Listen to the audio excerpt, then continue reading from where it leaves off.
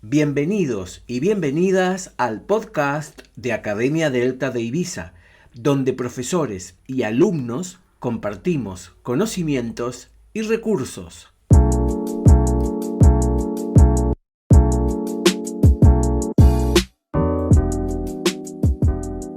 Hoy contamos con la presencia de Balma Albalat, profesora de Ciencias de la Academia y también oceanógrafa, que nos va a contar sobre su nuevo curso Retos Ambientales bajo el mar.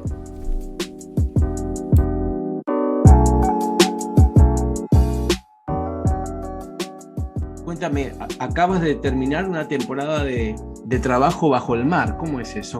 ¿Con quién trabajas? ¿Qué estás haciendo? Sí, pues bien, yo soy oceanógrafa, estudié Ciencias del Mar y ahora pues me dedico por cuenta propia pues a trabajar en cuestiones de conservación, de educación ambiental y de buceo científico. Entonces, pues bueno, es un trabajo que es muy vocacional y ahora, por ejemplo, pues he estado trabajando con el Djengo haciendo la campaña de seguimiento de las praderas de Posidonia oceánica de aquí de Ibiza. Y bueno, como todos los años, pues ha sido muy enriquecedor en muchos sentidos. Por un lado, el ver que tu formación académica pues, puede servir para mejorar la conservación y la gestión de los espacios naturales, y por otro lado también pues, por todas las personas que conoces durante estas labores, ¿no? Que también siempre recibimos la colaboración pues, bien de personas que bucean aquí en Ibiza y que están preocupadas por la conservación del medio ambiente y del mar, bien también por alumnos de prácticas de las universidades. Entonces, pues bueno, ha sido una experiencia estupenda que esperemos que continúe muchos años. ¿Y esto del Djengo que acabas de decir qué es? Pues es una organización sin ánimo de lucro que trabaja aquí en Ibiza pues, para la conservación del medio ambiente, tanto marino como terrestre. Y entonces yo llevo trabajando con ellos pues, desde 2018, si no me equivoco, tanto bajo el agua como fuera también. Cuéntame un poquito de la biodiversidad que tenemos aquí en el entorno cercano. Estamos en una isla y bueno, creo que eso nos permite hacer un observatorio, ¿no?, de la biodiversidad. Pues la verdad que en las Islas Baleares somos muy privilegiados, tenemos un entorno marino increíblemente rico, más allá de las especies clave que todos conocemos, ¿no? Como bien sabemos, las Islas Baleares están rodeadas principalmente por un hábitat muy emblemático como son las praderas de fanerógamas marinas de Posidonia oceánica, de plantas marinas, de pastos. Pero luego también tenemos otros ecosistemas muy importantes, como bien pueden ser los arrecifes.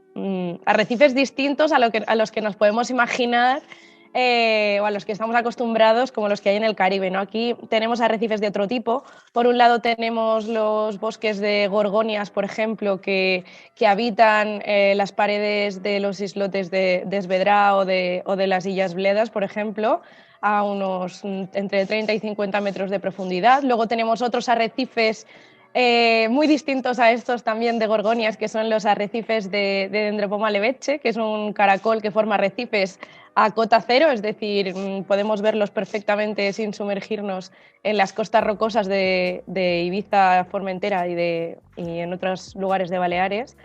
Y luego también tenemos, por ejemplo, los bancos de arena, que son como un hábitat muy olvidado o que se ve muchas veces por la gente del mar o los buceadores como muy aburrido, pero que sin embargo guardan una gran biodiversidad, porque por ejemplo son en los bancos de arena es donde podemos encontrar grandes bolas de raors o de gerrets, que son pececillos muy típicos de aquí, con un gran valor además comercial a nivel local. O también podemos encontrar, por ejemplo, si aguzamos muy bien la vista, lenguados o mantelinas. Y esta complejidad que me estás describiendo es común al resto del ecosistema marino mediterráneo, ¿o tenemos algunas singularidades aquí en la isla? Pues la verdad es que el mar Mediterráneo es en general un mar con muy pocos nutrientes, ¿no? Y entonces el hecho de que aquí, por ejemplo, en los archipiélagos haya mucha vida, eso es porque en las islas se reúnen una serie de características tanto ambientales físicas como biológicas que las hacen que sea pues como una selva a nivel de biodiversidad. Aquí tenemos muchísima más biodiversidad que en otros lugares si, por ejemplo, nos dejásemos caer en el medio del Mediterráneo, pues entre las Baleares o Italia, ¿no? Sin ninguna isla alrededor, pues tendríamos mucha menos biodiversidad de la que tenemos aquí.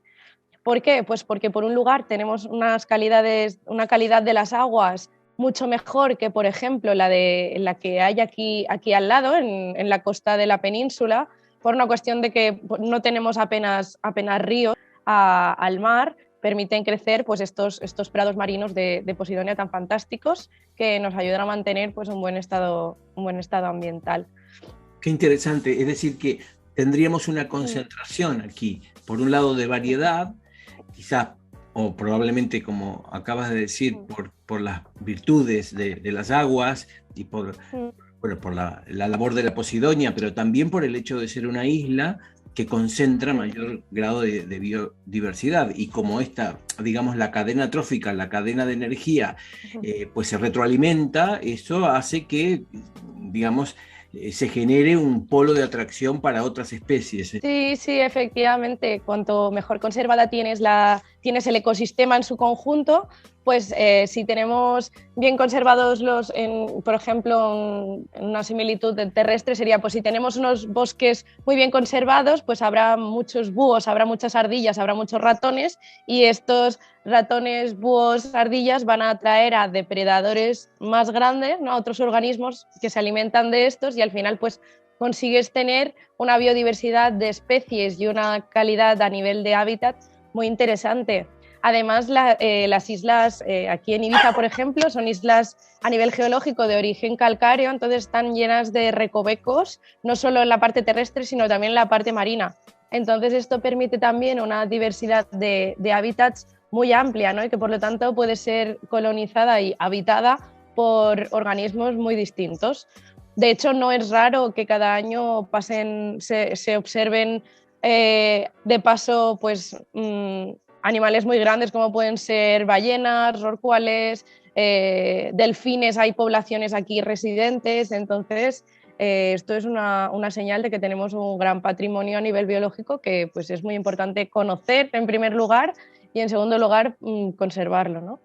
Y sin embargo, a pesar de esta riqueza, también he escuchado por allí, en términos genéricos, que el mar Mediterráneo es, bueno, no sé si la metáfora es feliz o está mostrando una realidad, que es como una habitación cerrada donde la gente está fumando, digamos. Alguna vez escuché que el sistema se está retroalimentando, pero de una forma que quizás no sería la que favorece, digamos, el mantener esa vida que acabamos de describir. ¿Es verdad esto? ¿Y cómo afecta eso a la biodiversidad?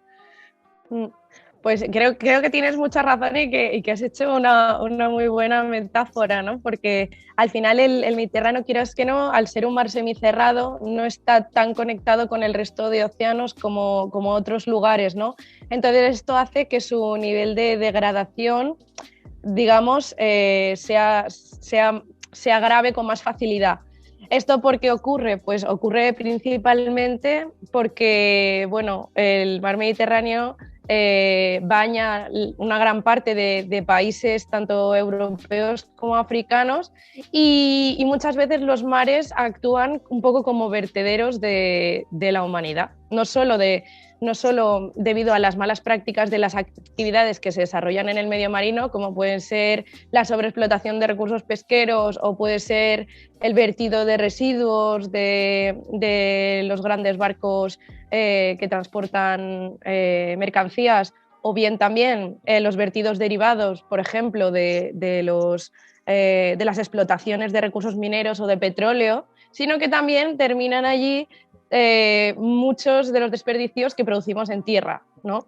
Entonces, en el caso del Mediterráneo tenemos países, digamos, que tienen un nivel de producción y de desarrollo muy intenso, y a su vez tenemos también aportes de otros lugares, ¿no? Que quizá lo que ocurre es un poco lo contrario, que no tienen una carga de producción a nivel industrial muy intensa, pero sin embargo quizá no tienen desarrollados sistemas de reciclaje o de tratamiento de los residuos muy eficaces, que también ocurre en Europa esto, porque de hecho el porcentaje de residuos que termina siendo reutilizado es como muy escaso, ¿no? Entonces, pues todos estos problemas acaban repercutiendo en el mar y en sus ecosistemas de diversas formas, ¿no? El objetivo un poco del curso que vamos a hacer es dar a conocer no solo estos tesoros que tenemos aquí en el mar y especialmente en el archipiélago balear, sino también de qué problemas son los que enfrentan. Iremos impacto por impacto describiéndolos y viendo a la vez, para no quedarnos un poco con esa sensación catastrofista de que todo está muy mal y no podemos hacer nada porque somos personitas individuales que parece que no podamos hacer nada, pues no es así. Explicaremos un poco qué se está haciendo desde la ciencia, desde las administraciones y qué podemos hacer como sociedad pues para proteger también estos ecosistemas tan valiosos. ¿Y qué podemos hacer? Hablo ya no de los profesionales, que estará bien, y ahora vamos a volver sobre la mirada y el trabajo que hacéis, pero ¿qué podemos hacer las personas de a pie, que no estamos involucrados incluso directamente con el mar, con respecto a esta situación? Pues en primer lugar, como individuos tenemos mucho poder, entonces todo lo que sea involucrarse y exigir a las personas que nos gobiernan y que son encargadas de la gestión de los recursos ambientales, exigir que pidan responsabilidad a quienes están contaminando.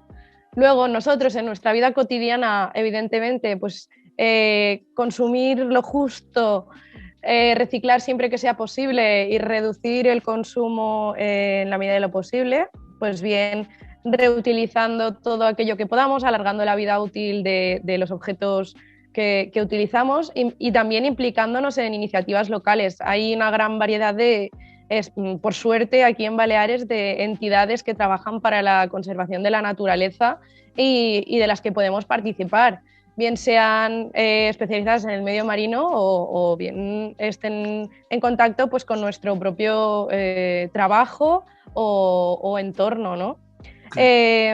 Luego también hay muchos proyectos científicos que permiten al ciudadano involucrarse, ¿no? En lo que se llama la ciencia ciudadana, y esto es muy útil porque no solo estás tú participando, informándote, formando parte de un equipo científico, sino que además estás aportando datos que van a servir para estudios científicos y para el desarrollo de soluciones técnicas a estos problemas, sino que además por el camino de este aprendizaje pues puedes dar a conocer todos estos nuevos conocimientos y todas estas iniciativas pues a tu entorno y a personas que quizá desconocían totalmente, por ejemplo, pues el problema de los microplásticos o de los vertidos de las aguas residuales, ¿no? Y si hablamos ya de la gente profesional, vamos a llamarlo así, y pensando en chicos y chicas que tengan ganas de estudiar y que estén buscando una motivación, dar un pasito más, digamos, además de la conciencia, ¿por qué no nos cuentas un poquito cuál es el trabajo del biólogo, el trabajo de un científico marino? Cuéntanos un poquito así en general, y también me gustaría alguna experiencia personal, ¿no? Pues el trabajo de un biólogo o de un científico marino en particular, la verdad es que es muy diverso. Puedes encontrarte biólogos marinos que se pasan toda su carrera laboral en una oficina o en un laboratorio, y hay otros científicos marinos, como más es mi caso, que intentamos, que gran parte de nuestro trabajo se desarrolla en el campo, ¿no? Que en nuestro caso es en el mar. Entonces, el trabajo de biólogo es muy amplio y en el mar hay muchísimas oportunidades. Por ejemplo, pues puedes ser observador pesquero en barcos para estudiar la biodiversidad de las capturas. Puedes trabajar en conservación, como es mi caso, observando, monitoreando, digamos, los ecosistemas marinos, viendo si están saludables, si están afectados por algún impacto, de qué manera, y proponiendo medidas correctivas pues, a las administraciones. Puedes también especializarte, por ejemplo, en microbiología marina, que hoy en día, por ejemplo, muchos organismos marinos, especialmente los filtradores, los que no pueden moverse, están sometidos a una gran carga vírica. Entonces se está viendo que desarrollan muchas sustancias de interés, pues, para la medicina y para el desarrollo de, por ejemplo, de antibióticos, antivirales y anticancerígenos también, ¿no? Entonces es un campo muy amplio, tampoco voy a decir que sea un camino de rosas, porque es un campo muy complicado, porque a nivel social, digamos que el medio ambiente parece que está un poco en un segundo plano, cuando no es así, ¿no? Porque tenemos, los que trabajamos en este campo, pues tenemos muy claro que la salud ambiental está muy ligada a la salud humana, pero con muchas posibilidades. Realmente el mar es como la última frontera, ¿no? Se dice mucho también que se conoce más de la superficie de la luna que del fondo del mar, y esto es real, ¿no? Entonces queda muchísimo por descubrir, mucho por estudiar y también que proteger, ¿no?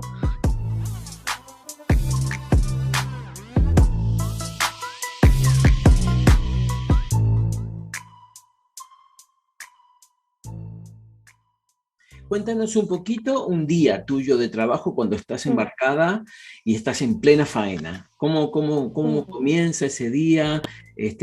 Las 24 horas, a ver. Pues esto es un poco complicado, ¿no? Tú, por ejemplo, te levantas por la mañana, siempre solemos trabajar en equipo, entonces lo primero es desayunar con tus compañeros y empezar a planificar el día, ¿no? Te encargas de revisar que todo el material de muestreo esté preparado, estén todos los estadillos, son, digamos, las fichas que rellenamos con todos los datos bajo el agua, que todos los estadillos estén listos, que todo el mundo tenga claro, hacemos los equipos de buceo, vemos que todo el mundo tenga claro qué es lo que vamos a hacer, cómo nos vamos a organizar durante el día, y entonces, una vez ya hemos terminado, pues, este despertar, ¿no? Del equipo, pues luego nos desplazamos ya a la zona de estudio, que bien puede ser una playa, puede ser una zona de estudio un poco más alejada de la costa, en la cual, pues, ya tenemos que preparar el barco, tenemos que llevar a la embarcación, pues, toda la logística que vamos a necesitar, material de muestreo, material de buceo y demás. Y una vez nos desplazamos a la zona, pues nos sumergimos a través de metodologías, pues, de buceo recreativo, pero en lugar de irnos a hacer una excursión, pues lo que nos vamos es a tomar datos. Claro. Estos datos, pues, puede ser desde recoger con bolsitas, recoger muestras para luego analizarlas en el laboratorio, puede ser hasta simplemente a través de la observación y de una manera siguiendo un método, digamos, estandarizado, o sea, cogiendo datos siempre de la misma manera, vamos apuntando aquellas observaciones que nos interesan. Luego, una vez hemos terminado el museo, pues nos volvemos al barco, nos vamos a casa y volcamos todos estos datos. Volvemos a preparar otra vez la logística para el día siguiente, cargamos botellas de buceo, limpiamos y hacemos el mantenimiento de todo el material y nos vamos a dormir. Y cenamos todos juntos, compartimos experiencias. La verdad que trabajar en el mar tiene una logística un poco complicada, ¿no? En comparación a la terrestre. Por ejemplo, una de las metodologías que se suelen usar para estudiar las praderas de Posidonia, ¿no? Que es como con unos cuadrados, ¿no? Tú vas midiendo la densidad y demás. Eso en tierra también se hace, pero simplemente tú vas con tu gorro, con tu cuadrado y con tu tablilla y ya lo tendrías todo. En cambio, para hacerlo en el mar, pues ya requiere una logística mucho más complicada, pero que, por ejemplo, a mí me encanta. Lo que sería cacharrear, ¿no? Y toda la logística asociada al trabajo. Continuando ese tema, sí. Justo ese tema de la cosa del día a día y del contacto con la naturaleza, con el medio ambiente, ¿tienes oportunidad de ver, digamos, vida, ejemplares diferentes que nosotros, los que simplemente estamos acercándonos y no participamos de una forma profesional, no tenemos? Es decir, cuéntame alguna experiencia ya en el plano muy personal, me gustaría que me contaras algo así. Pues la verdad que este es uno de los aspectos que más me gusta del trabajo después de la recogida de datos en sí, ¿no? La verdad que es increíble cuando pasas mucho tiempo bajo el agua, la de cosas que te pasan que no podrían ocurrirte pues, en otro lugar, ¿no? Pues por ejemplo, estás tranquilamente buceando en tus cosas, recogiendo datos y pues de repente te puede pasar un par de sepias muy cerquita de ti, porque claro, los equipos de buceo suelen ser reducidos, suelen ser entre 2 y 4 personas, y entonces claro, pues ves muchos organismos o a una cercanía a la que no es habitual. Por ejemplo, nosotros, yo principalmente buceo mucho en pradera de Posidonia y entonces pues vemos muchas ofiuras, que son estas estrellas de mar, del grupo de las estrellas de mar que tienen los brazos así, los brazos digamos flexibles, no son estas estrellas de mar clásicas rojas que vemos siempre, sí. Que son bastante difíciles de ver. Pues por ejemplo también una vez montando una parcela de seguimiento, pues de repente noté algo extraño en la mano y era un pulpo que me había confundido con una presa y el pobre pues claro se dio cuenta que no me podía comer, pero te vives muchas situaciones de este tipo. O también hemos observado en muchas inmersiones los peces estos que se parecen hojas de Posidonia, que se camuflan súper bien y tienes que tener la vista así como muy entrenada para verlos, pues claro, al final los terminas viendo, ¿no? De tanto tiempo que pasas allá abajo. Qué bueno. Bueno, me gustaría cambiar un poquito el tema y hablar ya de lo que serían las figuras de protección, digamos, de los ecosistemas marinos. Creo que es interesante saber qué estamos haciendo, qué entorno, las directrices, la estrategia genérica en la cual estás integrado tu trabajo, ¿no? Pues bien, cuando trabajamos en conservación de medio ambiente es muy importante conocer qué herramientas de gestión tenemos para que protegen los mares, ¿no? Y por qué razón existen y de qué manera, pues si son útiles o no. Por ejemplo, a nivel europeo tenemos figuras como por ejemplo las reservas de la biosfera o la Red Natura 2000. En Ibiza tenemos bastantes espacios protegidos por la Red Natura 2000, que es una red de espacios europeos protegidos cuyo objetivo es conservar la biodiversidad y los hábitats prioritarios. Dentro de esta Red Natura 2000 lo que hacen las administraciones es desarrollar planes de gestión para regular cuáles son las actividades que se desarrollan en estas zonas y de manera que permitan garantizar el buen estado ambiental de los ecosistemas que en ellos aparecen, ¿no? Porque tienen o bien un estado de conservación delicado o bien tienen una importancia a nivel ecológico muy importante. Luego, a nivel estatal, por ejemplo, pues tenemos los parques nacionales o las reservas naturales, que digamos que es como la figura de protección más conocida, que regulan pues, las actividades tanto profesionales como recreativas que se desarrollan para permitir la coexistencia pues, de la naturaleza y las actividades humanas, ¿no? También pues, los parques periurbanos, las microrreservas, los corredores ecológicos, monumentos naturales, etc.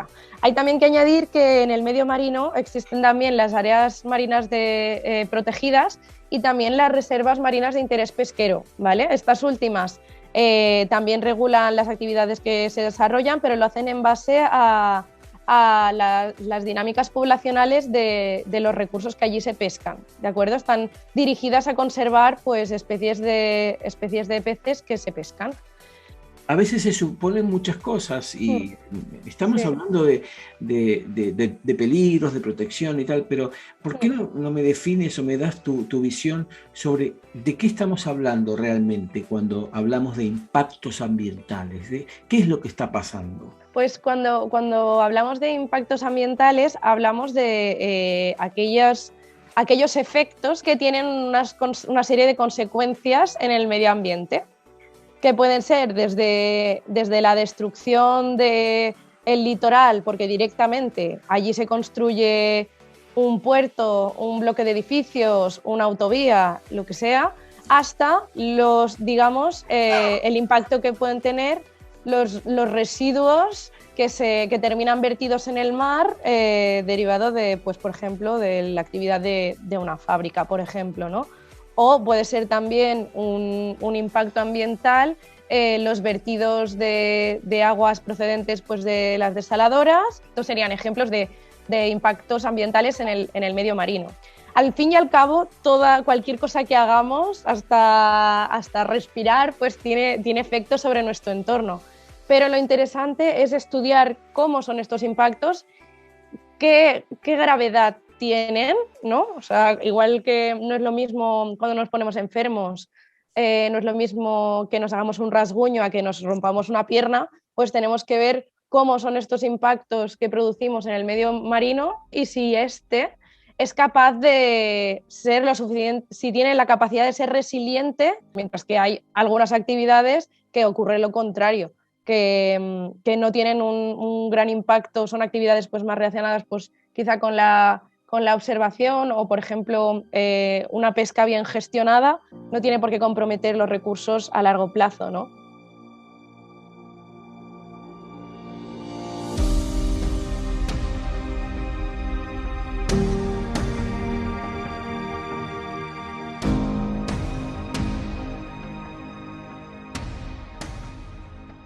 Pues me gustaría ir cerrando y como vas a exponer un poquito estas ideas y experiencias y conocimientos en el campus de Academia Delta de Ibiza, a mí me gustaría que me contaras qué has preparado y qué va a encontrar la gente que va a participar del webinar, o cuéntanos cuántos son, como un poquito el entorno de trabajo.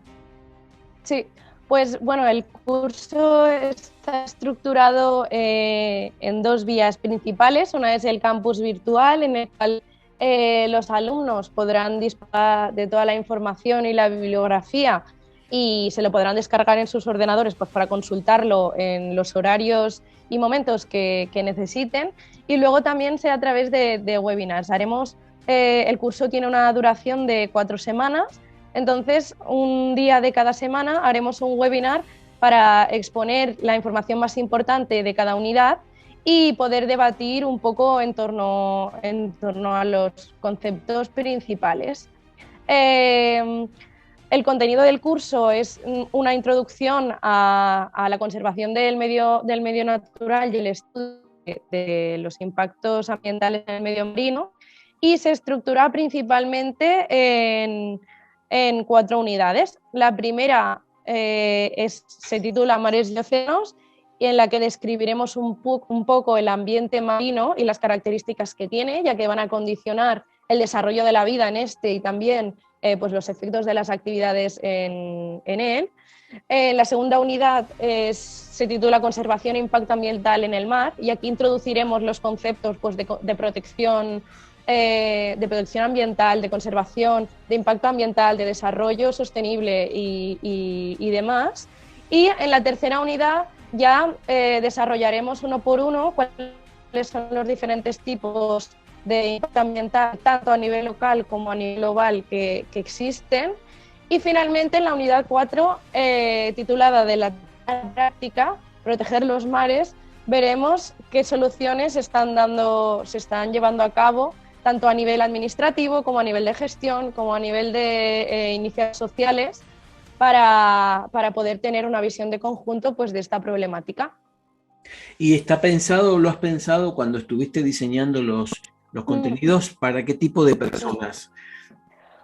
Este curso está dirigido a personas que no tienen formación técnica o que les gusta mucho el medio marino, pero quizá no han estudiado aún ningún grado universitario ni ningún estudio avanzado sobre esta temática. Entonces, es un poco introductorio a este mundo, ¿no?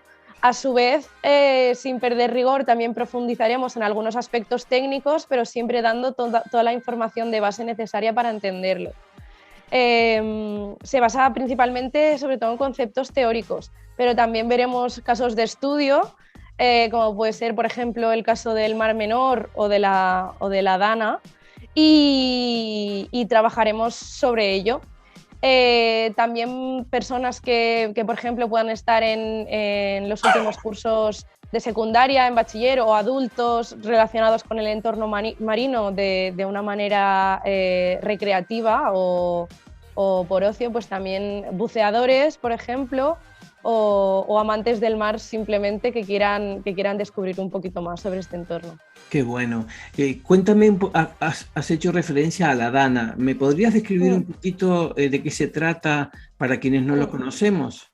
Sí, bueno, la Dana es un fenómeno meteorológico que se volvió mediático hace algunos años por los grandes destrozos que ocurrieron pues, en la costa de la Comunidad Valenciana, principalmente el litoral de Levante.